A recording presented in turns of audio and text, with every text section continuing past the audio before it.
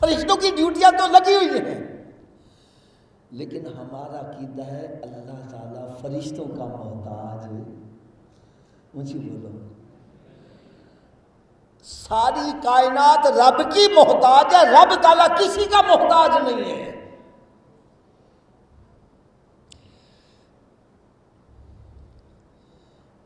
اور اللہ تعالیٰ نے اس کے بارے میں ایک بڑا پیارا جواب دیا ہے۔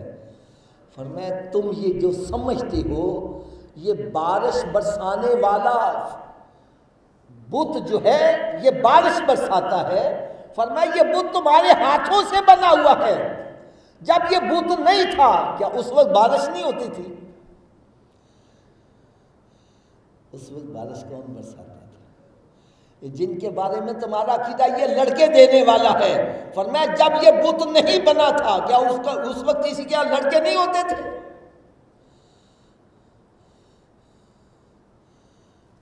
تو ہمارا عقیدہ ہے کہ اللہ تعالیٰ کسی کا محتاج ہے۔ اس کی دلیل بھی میں عرض کرتا ہوں۔ جب اللہ تعالیٰ نے آدم علیہ السلام کی تخلیق فرمائی، فرمایا کہ اے فرشتوں سجدہ کرو آدم علیہ السلام کو، فسجد الملائکۃ کلھم اجمعین، سارے کے سارے فرشتے بیک وقت سجدے میں پڑ گئے۔ جب سارے فرشتے سجدے میں چلے گئے کیا کائنات کا نظام درم برم ہو گیا تھا؟ اس کا مطلب یہ ہوا کہ اللہ تبارک و تعالیٰ کسی کا محتاج نہیں ہے۔ اگر وہ کسی کی ڈیوٹی لگا دے تو اس کی عظمت کا اظہار کرنا مقصود ہے، ورنہ رب تعالیٰ کسی کا محتاج ہے۔ وہ چاہے تو بغیر نبیوں کے بندوں کو اسلام کی دولت عطا کر دے۔ اگر اس نے انبیاء کرام علیہ السلام کو ہدایت کے لیے بھیجا ہے تو ان کی عظمت کے اظہار کے لیے بھیجا ہے۔ اللہ تعالیٰ نبیوں کا بھی محتاج نہیں ہے، وہ فرشتوں کا بھی محتاج نہیں، بلکہ ہر کوئی رب تعالیٰ کا محتاج ہے۔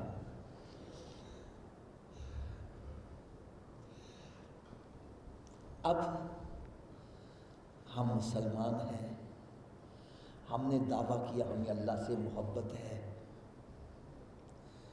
دعویٰ کرتے ہیں ہمیں اللہ سے محبت ہے۔ میں بھی کہتا ہوں مجھے اللہ سے محبت ہے۔ میرا یہ کہنا کوئی کمال نہیں ہے۔ میں اگر یہ دعویٰ کروں مجھے اللہ سے محبت ہے، میرا یہ کہنا کوئی کمال نہیں ہے، کیونکہ علی بھائی بھی کہیں گے مجھے بھی اللہ سے محبت ہے، یہ بھی کہیں گے مجھے اللہ سے محبت ہے، ایک عیسائی بھی کہتا ہے مجھے اللہ سے محبت ہے، ایک یہودی بھی کہتا ہے مجھے اللہ سے محبت ہے، ایک ہندو بھی کہتا ہے مجھے اللہ سے محبت ہے۔ تو میں نے کہہ دیا کہ مجھے اللہ سے محبت ہے، یہ کوئی کمال ہے؟ اونچی بولو ذرا یار، یہ بات بڑی توجہ سے سننے والی ہے، بڑی غور سے سننے والی ہے۔ میں نے دعویٰ کیا کہ مجھے اللہ سے محبت ہے، ارے یہ کوئی کمال نہیں ہے۔ یہ سارے دعویٰ کریں گے ہمیں اللہ سے محبت ہے، تو میں نے دعویٰ کر دیا یہ کوئی کمال نہیں ہے۔ کمال کیا ہے؟ کمال یہ ہے کہ رب تعالیٰ فرمائے اے بندے میں تجھ سے محبت کرتا ہوں۔ کمال یہ ہے، جیسے حضرت مائی رابعہ بصری رضی اللہ تعالیٰ عنہ، بہت بڑی ولی کاملہ، آپ کا جب انتقال ہو گیا تو کسی نے خواب میں دیکھا، پوچھا مائی صاحبہ آپ کے ساتھ قبر میں کیا معاملہ پیش آیا؟ اللہ اللہ اللہ فرمانے لگے جب فرشتے میرے پاس آئے تو انہوں نے کہا کہ من ربک، من ربکی، تیرا رب کون ہے؟ تو کہنے لگے میں نے جواب دیا اے فرشتوں میں تو ساری زندگی رب رب کرتی رہی، اب رب سے بھی پوچھو اس نے بھی مجھے کچھ مانا ہے کہ نہیں مانا ہے۔ کمال یہ ہے کہ رب فرمائے اے بندے میں تجھ سے محبت کرتا ہوں، یہ کمال حاصل کیسے ہوگا؟ اللہ رب العزت نے قرآن مجید میں ارشاد فرمایا قل ان کنتم تحبون اللہ فاتبعونی یحببکم اللہ ویغفر لکم ذنوبکم واللہ غفور رحیم۔ فرمایا اے میرے پیارے حبیب صلی اللہ علیہ وسلم، تم اعلان کر دو اگر تم محبت کرنا چاہتے ہو اللہ تعالیٰ سے تو پھر میری اتباع کرو، میرے نقش قدم پر چلو۔ بندہ اپسیٹ ہو گیا، پریشان ہو گیا، یا اللہ میں محبت تجھ سے کرنا چاہتا ہوں تو اپنے محبوب کی طرف بھیج رہا ہے۔ فرمایا تم مجھ سے محبت کا دعویٰ کرو، میں قبول کروں یا نہ کروں۔ اگر تم میرے محبوب کے غلام بن جاؤ گے تو یحببکم اللہ، میں تمہیں اپنا محبوب بنا لوں گا۔ اور پھر یہی بات ختم نہیں کی، فرمایا تمہارے گناہ بھی معاف کر دوں گا۔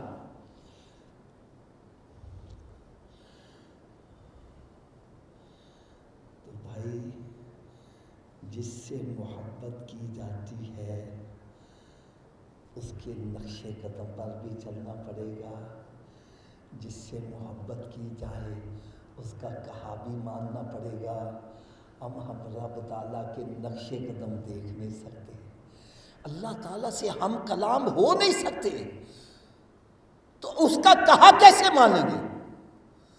تو اللہ تعالیٰ نے ایک بڑی آسانی کر دی ہمارے لیے۔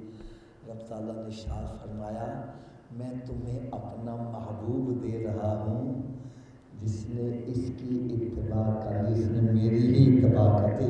من یطع الرسول فقد اطاع اللہ، جس نے میرے محبوب صلی اللہ علیہ وسلم کی اطاعت کی اس نے میری ہی اطاعت کر لی۔ ارے جو ان کے پاس آ گیا وہ میرے پاس آ گیا، جو ان کا ہو گیا وہ میرا ہو گیا۔ جس نے ان سے محبت کر لی اس نے مجھ سے ہی محبت کر لی۔ بلکہ آپ کو میں ایک بڑی ایمان افروز بات سناؤں، بڑی ایمان افروز بات سناؤں۔ جس سے محبت ہو جائے اس کی ادائیں بھی پیاری لگتی ہیں، اس کا بیٹھنے کا انداز پیارا لگے گا، اس کا لیٹنے کا انداز پیارا لگے گا، اس کا کھانا کھانے کا انداز پیارا لگے گا، اس کا پانی پینے کا انداز پیارا لگے گا۔ رب تعالیٰ نے ارشاد فرمایا مجھے اپنے محبوب صلی اللہ علیہ وسلم سے اتنا پیار ہے، اتنا پیار ہے کہ مجھے اپنے محبوب کی ہر ادا بھی بڑی پیاری لگتی ہے۔ کتنی پیاری لگتی ہے؟ فرمایا مجھے اپنے محبوب صلی اللہ علیہ وسلم کی ادائیں اتنی پیاری لگتی ہیں کہ جو ان کی اداؤں کو اپنا لے گا میں اسے بھی اپنا محبوب بنا لوں گا۔ تو جو اللہ کا محبوب بننا چاہتا ہے اس کے لیے کرائیٹیریا یہ رکھا ہے کہ محمد صلی اللہ علیہ وسلم کے نقش قدم پر چلو، ان کی اتباع کرو، ان کے فرما بردار بن جاؤ گے، بس تم ان کے ہو گئے تو بس میرے ہو گئے۔ تو یاد رکھو سب سے زیادہ محبت ایمان والا جو کرتا ہے وہ اللہ سے کرتا ہے، اور ہم سرکار صلی اللہ علیہ وسلم سے محبت بھی اس لیے کرتے ہیں کہ وہ اللہ کے رسول ہیں۔ ہم حجر اسود سے، وہ پتھر ہے، ہم اس کا ادب و احترام اس لیے کرتے ہیں، اس کا تعلق رب تعالیٰ سے ہے، ہم خانہ کعبے کے ساتھ محبت کرتے ہیں، حالانکہ وہ پتھروں کا بنا ہوا ہے۔ کیوں محبت کرتے ہیں؟ پتھروں سے محبت کیوں کرتے ہیں؟ ان کا تعلق رب تعالیٰ سے ہے، یہ بیت اللہ شریف ہے۔ تو اس لیے جس چیز کو نسبت رب تعالیٰ سے ہو جائے اس کے ساتھ محبت کرنا ایسا ہے جیسے رب سے محبت کرنا ہے، یہ دوری نہیں ہے۔ ہاں اللہ تعالیٰ کے دشمنوں سے محبت کرنا یہ اللہ سے محبت نہیں ہے، بلکہ اللہ تعالیٰ کے محبوبوں سے محبت کرنا اور رب تعالیٰ کے دشمنوں سے دشمنی رکھنا یہ اللہ سے محبت ہے۔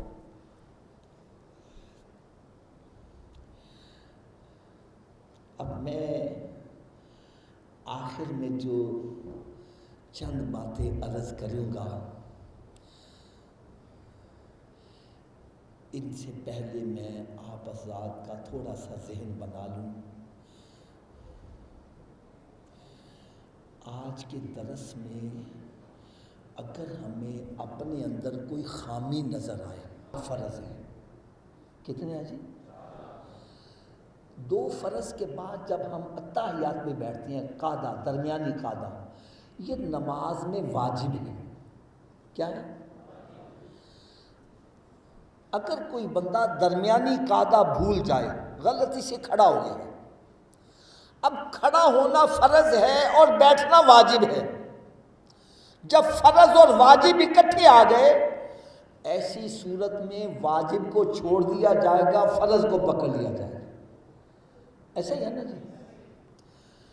اس لیے کہ واجب کا مقام کم ہے، فرض کا مقام زیادہ ہے. تو پھر ہم نے جو اصول وضع کیا اس کی تصدیق ہو گئی کہ جب چھوٹے مرتبے والے اور بڑے مرتبے والے کی بات اکٹھی آ جائے تو چھوٹے کی بات چھوڑ دو، کس کی مانو؟ اب ایک بات کا آپ سب نے جواب دینا ہے.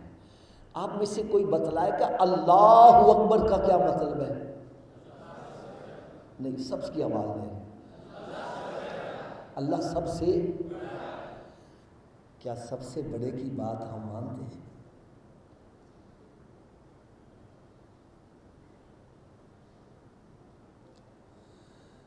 زبان سے اللہ اکبر کہہ رہا ہے اور کہا شیطان کا مان رہا ہے.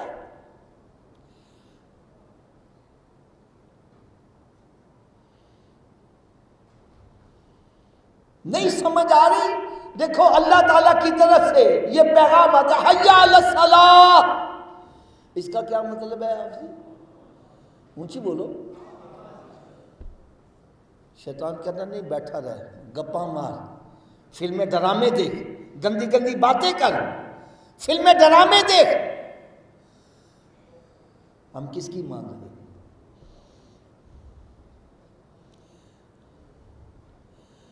اللہ تعالیٰ کی طرف سے پیغام آتا ہے، الصلاۃ خیر من النوم. اس کا کیا ترجمہ ہے؟ نماز نیند سے.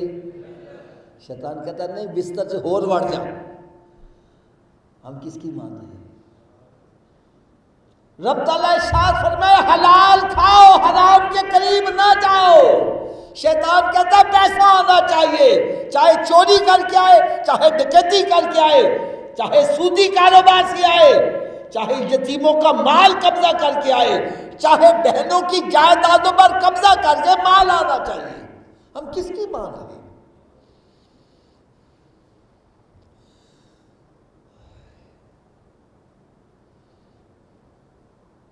میں غلط ہوں بھائی، میری جولی میں ڈال دو.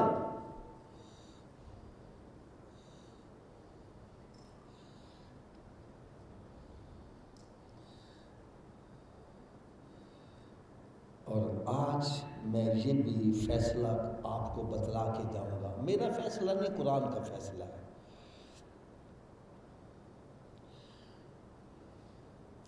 جس لائن پر ہم چل رہے ہیں، رب تعالیٰ کے حکم کو چھوڑ کر شیطان کے پیچھے چل رہے ہیں، اس کا انجام کیا ہے؟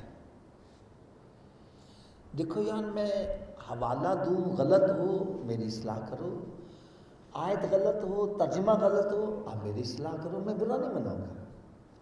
اور اگر حوالہ بھی صحیح ہے، آیت بھی صحیح ہے، ترجمہ بھی صحیح ہے، پھر ہمیں قرآن پر عمل کرنا چاہیے کہ نہیں کرنا چاہیے؟ اللہ رب العزت نے ارشاد فرمایا،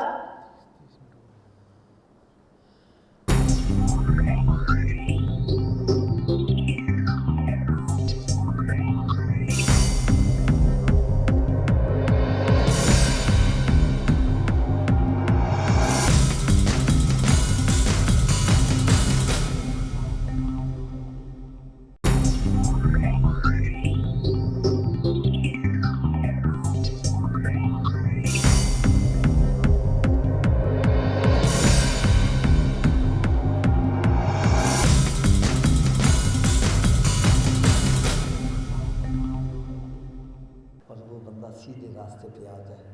دیکھو یار، میری دعا ہے اللہ تعالیٰ ہر مسلمان کو بیماریوں سے محفوظ رکھے، اور جو بیمار ہو چکے اللہ تعالیٰ ان کو شفا کاملہ عطا فرمائے.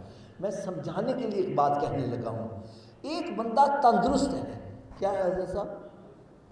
رات کو لیٹتا ہے، کروٹ بدلتا ہے، صبح ہو جاتی ہے، رات کے گزرنے کا پتہ ہی نہیں چلتا۔ لیکن اللہ نہ کرے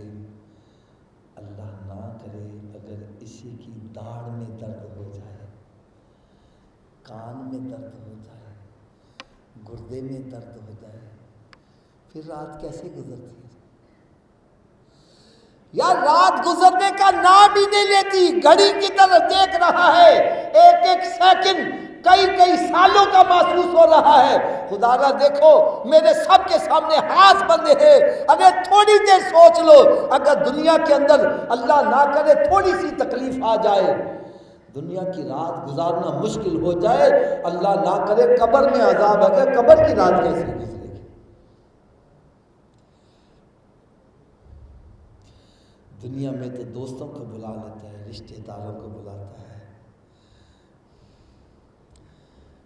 میرا دل بہلاؤ، قبر میں کس کو بلاؤ گے؟ میرے آقا صلی اللہ علیہ وسلم نے ارشاد فرمایا، قبر یا تو جنت کے باغوں میں ایک باغ بن جائے گی، یا پھر دوزخ کے گڑھوں میں گڑھا بنے گی۔ اعمال اچھے کر کے جاؤ گے، وہی قبر جنت کے باغوں میں باغ بنے گی، اور اللہ نہ کرے اگر اعمال برے ہوئے، وہی قبر جہنم کے گڑھوں میں گڑھا بنے گی۔ تو خدا را جو کچھ ہم دنیا میں کر رہے ہیں، تھوڑی دیر سوچ لو، اگر مجھے ابھی موت آ جائے، میرے عمل کیسے ہیں؟ میرے قبر میں جانے سے قبر جنت کے باغوں میں باغ بنے گی یا جہنم کے گڑھوں میں گڑھا بنے گی؟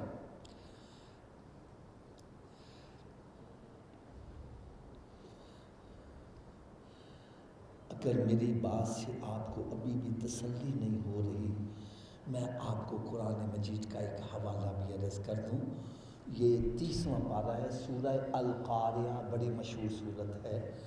اللہ رب العزت نے ارشاد فرمایا، فَأَمَّا مَنْ ثَقُلَتْ مَوَازِينُهُ فَهُوَ فِي عِيشَةٍ رَاضِيَةٍ وَأَمَّا مَنْ خَفَّتْ مَوَازِينُهُ فَأُمُّهُ هَاوِيَةٌ۔ فرمایا قیامت کے روز نیکیاں بدیاں تلیں گی۔ حضرت صاحب عام بتلائیں، یہ نیکیاں بدیاں کافروں کی تلیں گی کہ مسلمانوں کی؟ تھوڑا سوچیے، آواز سے بولے۔ کافر کی تو نیکی ہے ہی کوئی نہیں، تلے گی کیا؟ وہ تو سیدھا ہی جہنم میں جائے گا۔ یہ نیکیاں بدیاں مسلمان کی تلیں گی، اور قرآن کیا کہہ رہا ہے؟ جس کی نیکیاں زیادہ ہوں گی وہ جنتی ہوگا، جس کی نیکیاں کم ہو گئی اس کا ٹھکانہ ہاویہ ہے۔ اور تو کیا سمجھتا ہے ہاویہ کیا ہے؟ ارے وہ دہتی ہوئی آگ ہے۔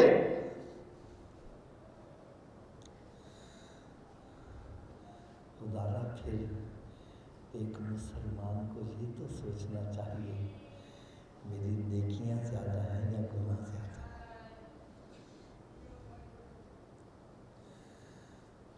اگر آپ اس چیز کو ایڈمٹ کرتے ہو، تسلیم کرتے ہو، حافظ صاحب ہمارے گناہ بہت زیادہ ہیں، بہت زیادہ ہیں، نیکی کا تو نام و نشان ہی نہیں، اور اگر کوئی نیکی کی بھی ہے تو دکھاوا، ریاکاری نے اس کی کمر ہی توڑ کے رکھ دی۔ حافظ صاحب گناہ ہی گناہ ہے۔ اور میں ایک اور بات عرض کر دوں، آج میرا ہر اسلامی بھائی، اسلامی بہن پریشان ہے، پریشان ہے۔ کسی کو کوئی ٹینشن ہے، کسی کو کوئی ٹینشن ہے۔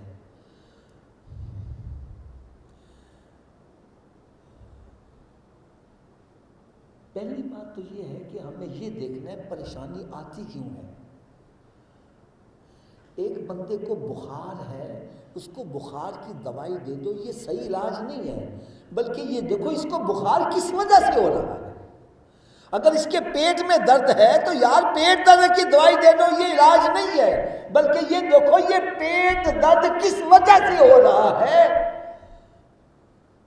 ہمارے ہاں مرض طول کیوں پکڑتے ہیں؟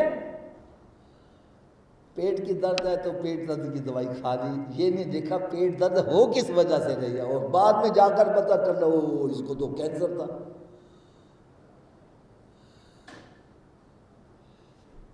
تو بھائی یہ دیکھو یہ پریشانی آتی کیوں ہے؟ تو قرآن مجید فرقان حمید میں رب تعالیٰ نے ارشاد فرمایا، وَمَا أَصَابَكُم مِّن مُّصِیبَةٍ فَبِمَا كَسَبَتْ أَيْدِيكُمْ وَيَعْفُو عَنْ كَثِيرٍ۔ فرمایا بندے کو جو بھی مصیبت آتی ہے، تکلیف آتی ہے، اس کے اعمال کی وجہ سے آتی ہے۔ ارے یہ بد اعمالیہ کی وجہ سے بندہ پریشان ہوتا ہے، جتنے مرضی گناہ کر لو، یہ گناہ ایک زہر ہے، زہر بندے کے اندر چلا جائے، بندے کو چین نہیں ملتا۔ ارے چین ملے گا تو اللہ تعالیٰ کی یاد سے ہی چین ملے گا۔ اللہ کا ذکر نور ہے، یہ نور اندر جائے گا، سکون آ جائے گا۔ اگر ابھی بھی سمجھ نہیں آ رہی، ایک بندہ بڑا پریشان حال ہے، اپسیٹ ہے، مسجد میں جاتا ہے، وضو کرتا ہے، نماز پڑھتا ہے، باہر نکلتا ہے، دل کو سکون آ جاتا ہے، چہرے پہ نور آ جاتا ہے، نہ کچھ اندر گیا ہے نہ کچھ باہر نکلا ہے، سکون کیوں آ گیا؟ قرآن مجید میں رب تعالیٰ نے ارشاد فرمایا الا بذکر اللہ تطمئن القلوب، اللہ کا ذکر جو ہے وہ دلوں کا سکون ہے۔ یہ ہمارا ایک بدن ہے، باڈی ہے، اور باڈی کے اندر ایک روح ہے۔ ارے یہ روٹی کپڑا مکان ہمارے جسم کی ضروریات ہیں، لیکن جو روح کی ضرورت ہے وہ اللہ کا ذکر ہے۔ جتنی دیر تک روح کی غذا نہیں مہیا کرو گے، سکون کبھی بھی نہیں آ سکتا۔ کروڑوں اربوں روپیہ اکٹھا کر لو، ساری دنیا پر قبضہ کر لو، چین نہیں آئے گا۔ چین جب آئے گا جب ہمارا دل اللہ کی یاد سے معمور ہوگا، پھر سکون آئے گا۔ بلکہ امام غزالی رحمۃ اللہ منہاج العابدین میں ایک بڑی پیاری بات لکھتے ہیں، فرماتے ہیں گناہ ایک زہر ہے، پوائزن۔ زہر بندے کے اندر چلا جائے تو بندے کو سکون آ جاتا ہے۔ تھوڑا سمجھیے آواز سے۔ زہر کا کام ہے کاٹنا، تباہ کرنا۔ یہ زہر جہاں جہاں سے گزرتا ہے ڈسٹرب کرتا چلا جاتا ہے، اور جب کوئی بندہ پوائزن کھا لیتا ہے، ہمیں پتہ چل جائے، ہم اس کو پکڑ کے ڈاکٹر کے پاس لے جاتے ہیں۔ ڈاکٹر کی پہلی خواہش یہ ہوتی ہے یہ قے کر دے یا بخانہ کر دے، تاکہ یہ زہر اندر سے نکل جائے، پھر ہم دوائی دیں گے تو اس کو فائدہ دے گی۔ زہر اندر رہا دوائی بھی اثر نہیں کرے گی۔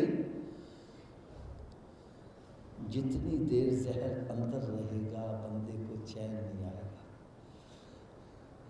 آج کے اس بڑے پیارے اجتماع میں آپ کو ایک بڑی کام کی بات بتلا جاؤں یار، بڑی کام کی بات بتلا جاؤں۔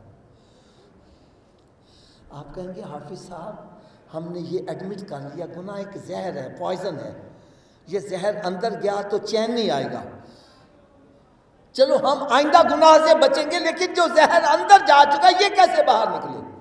جیسے ڈاکٹر کی خواہش ہے یہ زہر پہلے باہر آ جائے، ہمارا زہر کیسے باہر آئے؟ آؤ اس کا بڑا پیارا ایک نسخہ بتلاؤں۔ ایک سانپ ہے، سانپ، سنیک، اس کے اندر پوائزن ہوتا ہے۔ جب یہ کسی بندے کو ڈستا ہے، بائٹ کرتا ہے، تو اس کا زہر اگر بندے کے جسم میں منتقل ہو جائے اور وہ زہر پورے بدن میں سرایت کر دیا تو بندہ مر جاتا ہے، ایکسپائر ہو جاتا ہے۔ ایسا ہی ہے نا؟ لیکن یہی سانپ جب ایک نیولے کو ڈستا ہے، اس کے بدن میں زہر منتقل ہوتا ہے اور زہر سرایت بھی کرتا ہے، لیکن وہ نیولا مرتا نہیں ہے۔ وجہ کیا ہے؟ بعض بندے کہتے ہیں نیولے کے اندر سانپ سے بھی زیادہ زہریلا زہر ہے۔ یہ بات صحیح نہیں ہے۔ اگر نیولا کسی کو کاٹ لے بندہ مرتا نہیں ہے،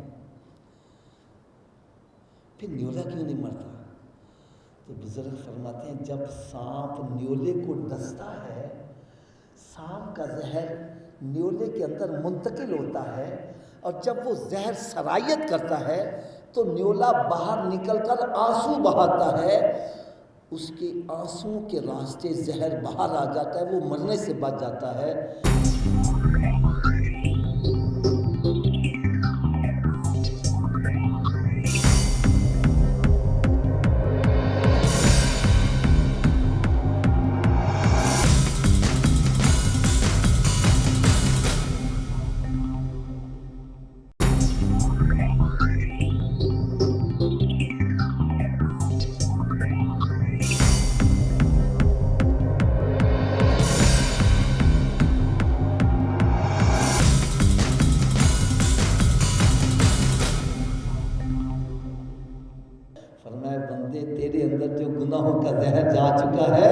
خوف خدا کی وجہ سے سجدے میں سر رکھ دے اور رونا شروع کر دے، ارے تیرا اندر کا زہر آنسوؤں کے راستے باہر نکلے گا، تجھے چین آ جائے گا۔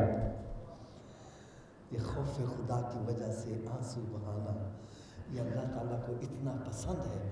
فرمایا خوف خدا کی وجہ سے جس کی آنکھوں سے ایک آنسو نکل آئے، چاہے وہ مکھی کے سر کے برابر کیوں نہ ہو، اللہ تعالیٰ اس کے بدن پر دوزخ کی آگ کو حرام کر دیتا ہے۔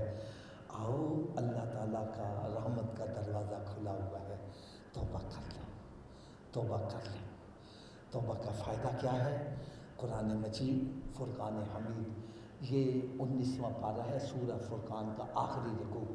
اللہ رب العزت نے ارشاد فرمایا الا من تاب وآمن وعمل عملا صالحا فاولئک یبدل اللہ سیئاتہم حسنات۔ فرمایا الا من تاب، لیکن وہ بندہ جو توبہ کر لے، وآمن ایمان لے آئے، اور اس کے بعد وعمل عملا صالحا پھر نیک عمل بھی شروع کرے۔ یہ مطلب نہیں ہے توبہ کا چلو ہم سے توبہ کر لیتے ہیں تو صبح سے پھر شروع کر دیں گے گناہ، یہ توبہ نہیں، یہ مذاق ہے۔ توبہ کرنے کا مقصد یہ ہے اس طرح تو گناہوں سے باہر آ جا، جیسے بھینس کے تھنوں سے دودھ باہر آیا ہے دوبارہ داخل کرنا ناممکن ہے، تو بھی گناہوں سے ایسے باہر آ جا دوبارہ تیرا پلٹ کر گناہوں کی طرف جانا ناممکن ہو جائے۔ اگر تو ایسا کرے گا پھر ہوگا کیا؟ اللہ تعالیٰ کی طرف سے انعام کیا ملے گا؟ یہ قرآن کی آیت سنا رہا ہوں۔ فرمایا فاولئک یبدل اللہ سیئاتہم حسنات۔ پھر سنو ذرا، الا من تاب، توبہ کر لے، وآمن ایمان لے آئے، وعمل عملا صالحا اور پھر نیک عمل بھی شروع کر دے، فاولئک یبدل اللہ سیئاتہم حسنات۔ اللہ تعالیٰ ایسے بندے کے پچھلے گناہوں کو نیکیوں میں تبدیل فرما دے گا۔ تو اللہ تعالیٰ بڑا کریم ہے، بڑا رحیم ہے۔ اور ایک میں آپ سے سوال جاتے جاتے ضرور کروں گا۔ یہ ہمارے پیچھے ایک دروازہ ہے، گیٹ ہے، جس کے راستے سے ہم اندر آئے ہیں۔ اگر اس کو تالا لگا ہو تو چابی کے بغیر ہم اس کمرے میں داخل ہو سکتے ہیں؟ تھوڑا سوچیے، آواز سے بولے، سب کی نہیں آواز آ رہی۔ ہم نے اگر دروازے میں اندر کمرے میں آنا ہے تو چابی کا ہونا ضروری ہے، تو بھائی ہم سب نے جنت میں جانا ہے۔ کہاں جانا ہے جی؟ بھائی جنت کی ضد جہنم ہے نا، جہنم میں تو ہم نے جانا نہیں، کہاں جانا ہے جی؟ تھوڑا سوچیے، آواز سے بولیے، بغیر چابی کے جانا ہے؟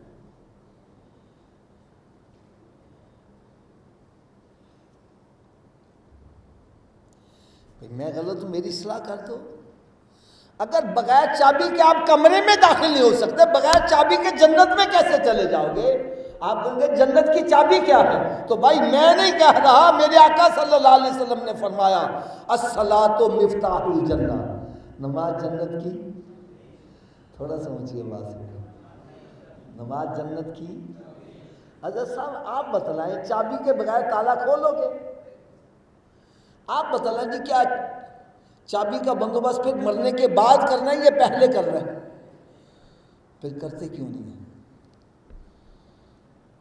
جب مسجد سے صدا آتی ہے حی علی الصلاۃ، آؤ چابی کے لیے، کیونکہ بیٹھا گپے مار رہا ہے، کیوں بیٹھا فلمیں ڈرامے دیکھ رہا ہے، کیوں کاروبار کر رہا ہے؟ تجھے چاہیے سب کام چھوڑ کے مسجد کی طرف آ جا۔ کوئی پوچھے حضرت جی کدھر جا رہے ہو؟ بتلا میں جنت کی چابی لینے جا رہا ہوں۔ کیا لینے جا رہا ہوں؟ اچھا چلے صاحب آپ بتلائیں، کیا ہر چابی ہر تالے کو لگ جاتی ہے؟ اس کی کیا وجہ ہے؟ چلے آج میں یہ بھی وجہ بتلا دوں۔ اصل میں تالے کے اندر ہوتے ہیں لیور، جتنے لیور کا تالا ہوگا چابی کو اتنے دانتے پڑے ہوں گے تو چابی گھومے گی، چابی گھومے گی تو تالا کھلے گا نا۔ تو آؤ آج میں یہ بھی بتلا جاؤں، جو جنت کو تالا لگا اس کے 5 لیور ہیں۔ کتنے لیور ہیں جی؟ پہلے لیور کا نام ہے فجر، دوسرے کا نام مجھے بول دو یار، تیسرے کا، چوتھے کا، 5ویں کا جو ایک نماز پڑھ رہا ہے ایک دانتا ڈال رہا ہے، تالا کھل جائے گا جی؟ 2 سے کھل جائے گا، 3 سے کھل جائے گا، کب کھلے گا؟ تو آج کے بعد کتنے دانتے ڈالنے ہیں؟ سب کی آواز نہیں آ رہی۔ ایسے 5 ڈلیں گے کیسے؟ چلو نسخہ بھی میں بتلا دیتا ہوں، میرے نسخے پر عمل کرو سارے نمازی بن جاؤ گے، لیکن ایک شرط ہے نسخہ استعمال کرنا پڑے گا۔ یہ تو آپ بھی جانتے ہو 10,000 روپیہ ڈاکٹر کو فیس دے کے نسخہ لے آؤ، نسخہ گھر میں رکھ چلو، آرام آ جائے گا؟ کب آرام آئے گا؟ تو آپ ڈرو نا، میں آپ سے پیسے نہیں مانگتا، میں فی سبیل اللہ نسخہ دوں گا۔ استعمال کرو، نمازی نہ بنو میں آپ کا مجرم۔ کر لو گے استعمال؟